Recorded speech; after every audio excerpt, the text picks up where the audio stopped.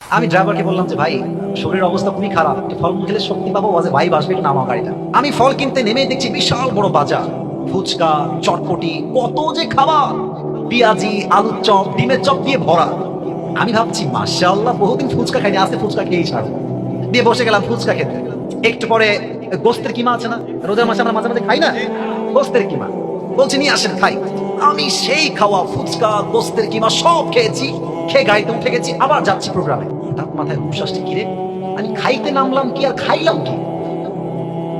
খেতে নেমেছিলাম ফল, ফ্রুটস, আর এই যে সুন্দর চটপটির ব্যানার, এখানে নতুন নতুন চটপটি পাওয়া যায়, ফুচকা পাওয়া যায়।